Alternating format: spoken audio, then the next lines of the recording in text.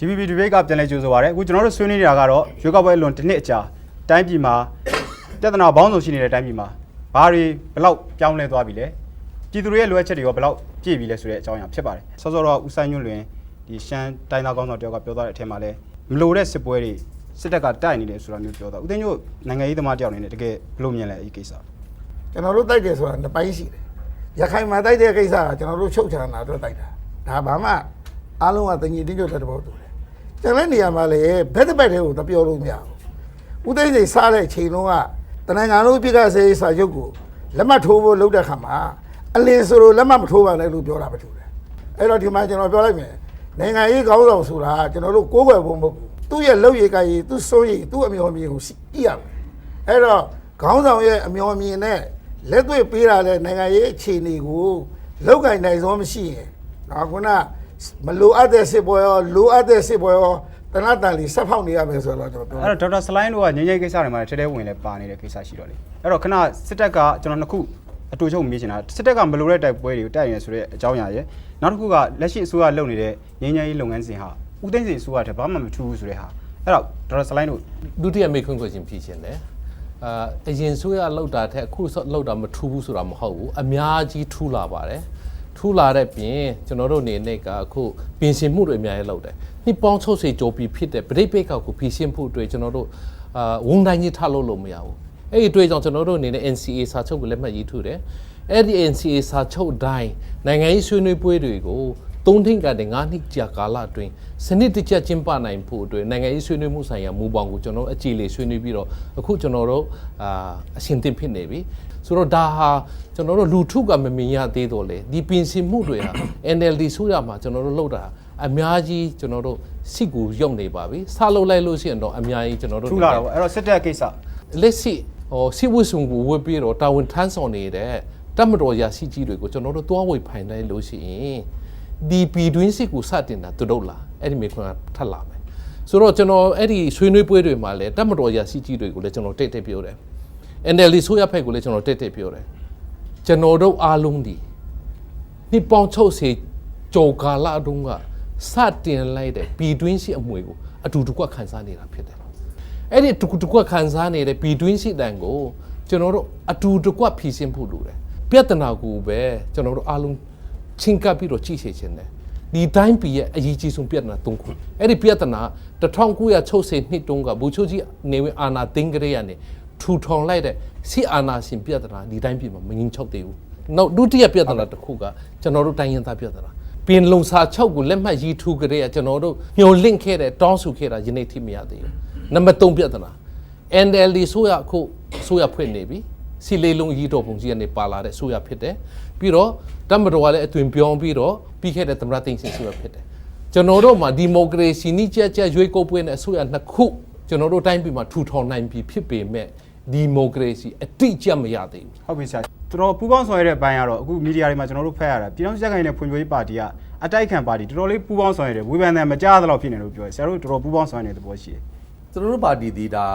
ါဒီနေ့ဒါဥက္ကဋ္ဌအသစ်ပေါ့လေဒါဥက္ကဋ္ဌဦးတန်းထင်းနဲ့ဒါပြန်လည်ဖွဲ့စည်းပြီးတော့ဒါဆောင်ရွက်နေပါတယ်ဒါပေမဲ့ပါတီရဲ့မူဝါဒတွေဒီရခိုင်အတိုင်းပဲကျွန်တော်တို့ဒီပြည်သူ့အကျိုးစီးပွားအများအားဥထိတ်ထားမယ်အချက်၃ချက်မှာကျွန်တော်တို့ကစောင့်ဆိုင်မနေဘူးအမိန့်ပေးကြလည်းမလို့ပါဝင်ပြီးတော့ဆောင်ရွက်မယ်ဆိုရင်နံပါတ်1ကနိုင်ငံတော်ရဲ့အချုပ်အခြာအာဏာတွေရဲ့အမျိုးသားရေးကိုထိပါလာတဲ့ကိစ္စမျိုးနံပါတ်2ကတဘာဝဘေးအန္တရာယ်တွေကိုပြည်သူတွေခံစားနေရတဲ့အချိန်မျိုးနံပါတ်3ကဒီခုနပြောတိုင်းသားစီလုံးညီညွတ်ရေးအမျိုးဘာသာသာသနာပေါ့ဒီကိစ္စတွေကိုထိပါဆောင်ရွက်တဲ့ကိစ္စမျိုးမှာကျွန်တော်တို့ကနှုတ်ဆက်နေဖို့နေသားသားဥက္ခရာတော်မှာအစင်းစင်အမိန့်ပေးစရာမလိုပဲကိုယ်တိုင်ဆောင်ရွက်ကြမယ်ဆိုအားလုံးတိုင်တဲ့ကြအခုဒီဆိုကတော့ကြီးကြီးမားမားမှားတာဘာမှမရှိသေးဘူးကြီးကြီးမားမားမှားတာရှိတဲ့ဟာကိုကြီးကြီးမားမားကျွန်တော်ဝေဖန်ပါတယ်ဘာမှဝေဖန်စရာလောက်စရာမရှိတဲ့ကိစ္စကိုကျွန်တော်တို့ကအများအားအတိုက်ခံစီနေရာတကာတိုင်းဝင်တိုက်ခံနေရမယ်ဆိုတော့ဒီမျိုးရှေ့ရုပ်အယူဝါဒကိုကျွန်တော်တို့ကအကန့်ကွက်ပါတယ်ဒါခုနပြောသလိုတက်မတော်လည်းဝေဖန်မအောင်ဆိုတဲ့အပိုင်းမှာကျွန်တော်ပြောပြပါချင်ပါတယ်အဲ့တော့တက်မတော်ဒီကျွန်တော်တို့ဘာဖြစ်လဲဆိုတော့ပြည်သူလူထုကနေပြီးတော့ဒီဘဝပြည်သူသားချင်းနဲ့ဖွဲ့စည်းထားတဲ့တက်မတော်ဖြစ်တယ်တက်မတော်ဒီနေ့သူ့လို့ဘာလို့လို့အဓိကကျွန်တော်တို့ဒို့တောင်ကိုအရေးသုံးပါကအရင်ခက်တဲ့တွေကချထားတာယနေ့လည်းအသက်ဝင်နေတော့မဲ့ယနေ့လည်းလက်ကင်တာတော့မဲ့အဓိကနံပါတ်1ကအချုပ်ချာနာတည်တံ့ခိုင်မြဲရေးအစိုးရရဲ့အာဏာစက်တည်ပြန်တည်တံ့ခိုင်မြဲကိုတက်မတော်ဒီထောက်ပံ့ပြုနေတယ်ဘယ်အစိုးရပဲတက်တယ်တက်မလို့ဒီအစိုးရရဲ့ဒီအချိုးချာအာဏာတည်တံ့ခိုင်မြဲဆိုတော့ဒေါက်တာဆလိုင်းပြောတဲ့ဒီမိုကရေစီပြဿနာမှာဆိုလွှတ်တော်ထဲမှာစစ်တပ်ရှိနေတာဒီမိုကရေစီပြဿနာမှာတစ်ခုထင်တယ်ဒါလည်းဒါသူတစ်ဖက်အမြင်နဲ့ပြောကြတာပေါ့ ရှိသလားမရှိသလားဆိုတာကတော့အားလုံးဒါမျှမျှတတစဉ်းစားရင်တော့အဖြစ်ပေါ်ပါလိမ့်မယ် ဒေါက်တာသက်ခိုင် NLD နဲ့တိုင်းသားပါတီနဲ့တော်တော်ဝေးသွားတာလား ကျမဒီပြောလက်စမေးခွန်းကိုဖြေတဲ့ထက်ပြောလက်စကိုဆက်ပြောချင်ပါတယ်ရှင်ဆရာဆလိုင်းပြောတာပူပေါင်းဆောင်ရွက်ရမယ့်အချိန်ဖြစ်တယ်ပြီးလို့ရှိရင်ကျမတို့ကနိုင်ငံရေးနဲ့ငြိမ်းချမ်းရေးဆိုတာခေါင်းနဲ့ပန်းလိုပဲကျမတို့ကခွဲလို့မရဘူးခွဲလို့မရတော့ဒီငြိမ်းချမ်းရေးလမ်းစဉ်ကြီးကိုသွားနေရင်းနဲ့ကျမတို့ကနိုင်ငံရေးအဖြေကိုရှာရမယ်နိုင်ငံရေး solution ဒီဘာလဲဆိုလို့ရှိရင်ကျမတို့ကနောက်ထပ်ဒီထက်ပိုကောင်းတဲ့ဟိုဒီမိုကရေစီအစစ်အမှန် Federal Democracy ပြည်ထောင်စုတည်ထောင်နိုင်တဲ့အခြေခံဥပဒေကိုသွားရမယ်အဲ့လိုသွားဖို့အတွက်ကိုအခုနိုင်ငံရေးဆွေးနွေးပွဲတွေကရတဲ့ဟိုပါပေါ့နော်လိုလားချက်တွေတောင်းတချက်တွေပြည်သူတွေရဲ့မျှော်လင့်ချက်တွေအဲ့ထက်မှအကုန်ထည့်ပြီးတော့မှကျမတို့ကသွားရမယ်ဆိုတဲ့အခါကျဥပမာထားပါတော့တပ်မတော်ကလွှတ်တော်ထဲမှာထိုင်နေတဲ့ကိစ္စဆိုလို့ရှိရင်ကျမအခု2008အခြေခံဥပဒေကိုကျမအနေနဲ့ personally ဘာကိုလက်ခံလဲဆိုလို့ရှိရင်ကျမတို့ဟိုစနစ်ကနေဒီစနစ်ကိုလုံးလုံးလျားလျားပြောင်းလို့မရသေးတဲ့အချိန်ကျမတို့စက်ကူမကူကာလာပေါ့ဒါမျိုးလေးဆိုတော့စစ်တပ်ကထိုင်နေတာကျမဘာကိုသဘောကျလဲဆိုလို့ရှိရင်ကျမတို့ယုံကြည်ချက်တည်ထောင်လို့ရတယ်အလုပ်တူတူလုပ်လို့ရတယ်တယောက်ကိုတယောက်နားလည်အောင်လုပ်လို့ရတယ်ဘာအတွက်အထောက်အကူပြုလဲဆိုလို့ရှိရင်အမျိုးသားရင်ကြားစစ်ရေးအတွက်အထောက်အကူပြုတယ်အခုပြည်သူတရက်လုံးနဲ့တပ်မတော်နဲ့ကွဲနေတဲ့ကိစ္စအဲ့ကွဲနေတဲ့ကိစ္စကိုလွှတ်တော်ထဲမှာစပြီးတော့ကျမတို့ကရင်ကြားစစ်ရေးကိုလုပ်ရမှာဒါပေမဲ့တပ်မတော်ဘယ်အချိန်မှထွက်သွားစေချင်တာလဲဆိုလို့ရှိရင်ကျမတို့ကတော့စီးပွားရေးလုပ်ငန်းရှင်ဖြစ်တဲ့အတွက်ဥပမာကျမတို့ tariff တွေ short တယ်လို့ပေါ့15နှစ်အတွင်းမှာဥပမာထားပါတော့ခု25ရာခိုင်နှုန်းပါတယ် constitution အသစ်စဖြစ်တဲ့အချိန်မှာ9ရာခိုင်နှုန်းရင်ထွက်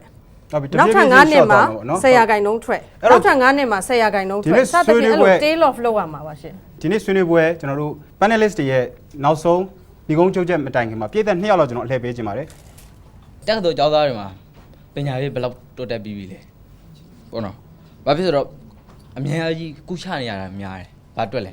ဲဘာမှပြောလေးတာကျွန်တော်တို့မတွေ့ရသေးဘူးဟုတ်ကျေးဇူးတင်ပါတယ်နောက်တစ်ယောက်တကယ်တမ်းဒေသမှာရှိတဲ့ပြည်သူတွေရဲ့ဥဆောင်ပါဝင်မှုသူတို့ရဲ့အဓိက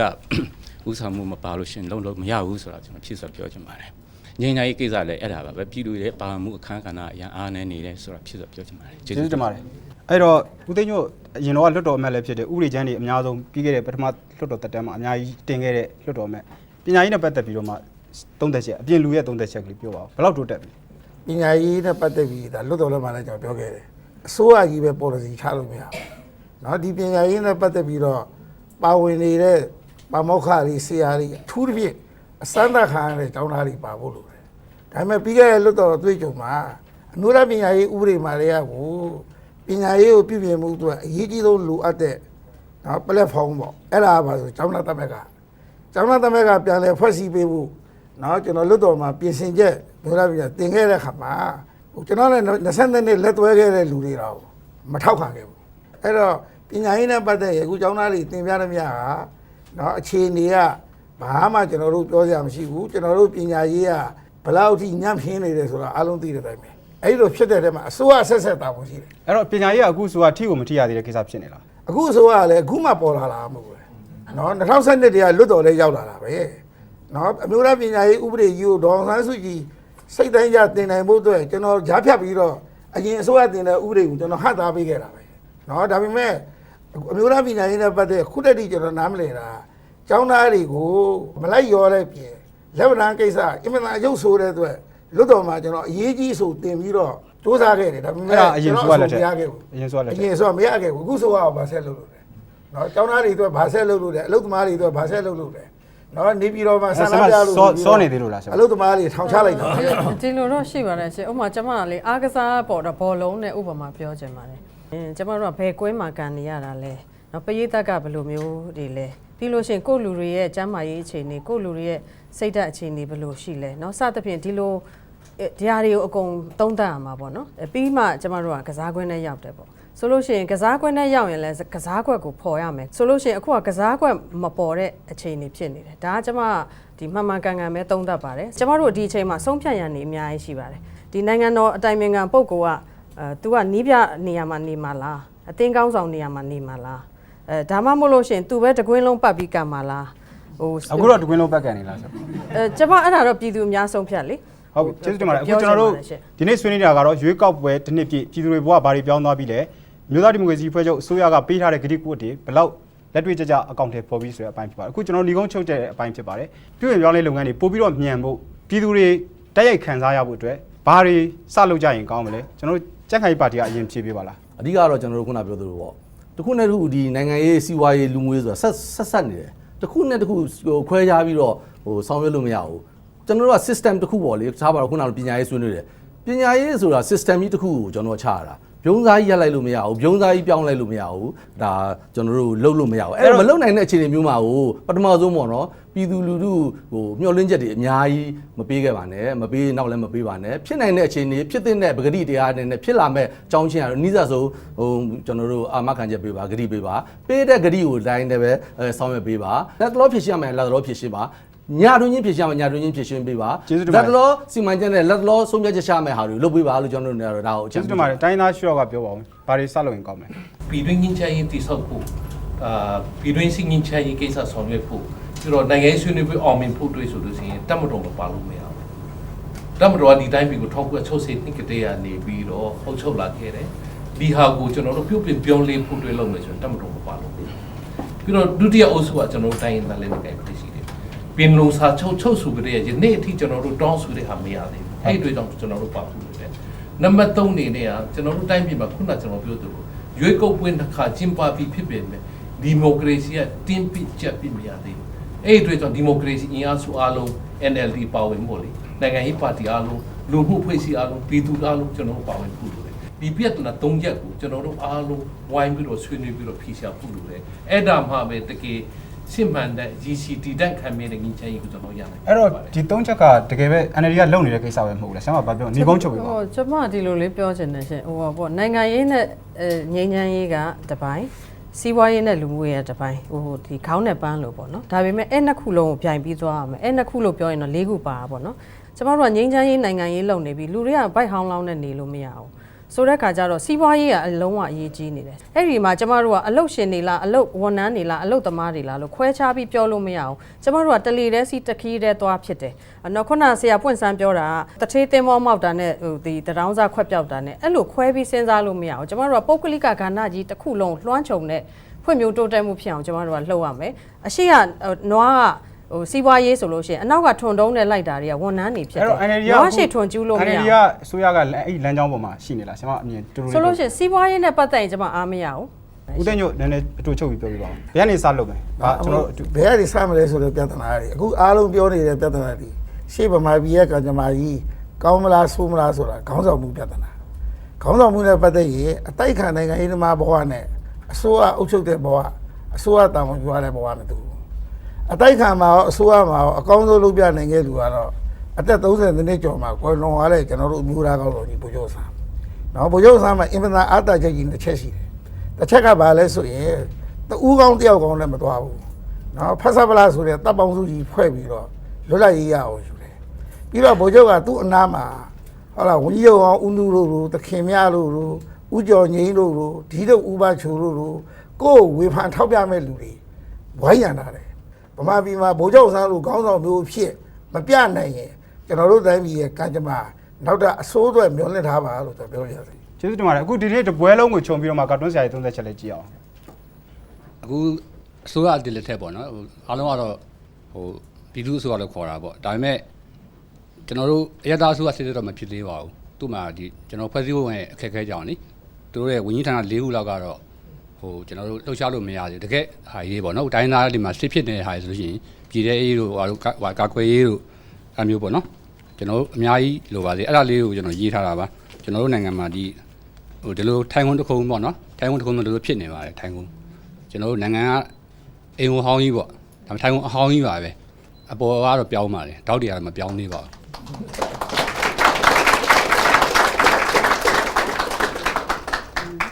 းဒီနေ့ကျွန်တော်တို့ဆွေးနွေးခဲ့တာကတော့ရွေးကောက်ပွဲအလွန်တစ်နှစ်မြန်မာပြည်မှာပြည်သူတွေမျှော်လင့်နေကြတဲ့အပြောင်းလဲဘယ်လောက်ထိခရီးပေါက်ပြီလဲဆိုတဲ့အကြောင်းအရာဖြစ်ပါတယ်နှစ်90ကျော်ကြာပြဿနာတွေကျွန်တော်တို့တထိုင်နဲ့ဆွေးနွေးလို့မပြီးနိုင်ပါဘူးဒါကြောင့်မလို့ကျွန်တော်တို့အခု TV ဖန်သားပြင်ပေါ်မှာကြည့်ရှုနေကြတဲ့ပြည်သက်တွေထဲမှာလည်းနောက်ထပ်ဆွေးနွေးစရာတွေအကြံပြုစရာတွေရှိအောင်ပါဒီလိုမျိုးဆွေးနွေးစရာအကြံပြုစရာတွေရှိအောင်မယ်ဆိုရင်တော့ကျွန်တော်တို့ရဲ့ DPP website ကိုဝင်ပြီးတော့မှဆွေးနွေးလို့အကြံပြုလို့ရပါတယ် Facebook မှာဆိုလို့ရှိရင် DPP debate ကိုရှာကြည့်လို့ရပါတယ် DPP debate ကိုစာပို့မယ်ဆိုရင်တော့ debate@dpp.no ကိုစာပို့လို့ရပါတယ်ကျွန်တော်ကနေသွင်းချင်းပါခင်ဗျာ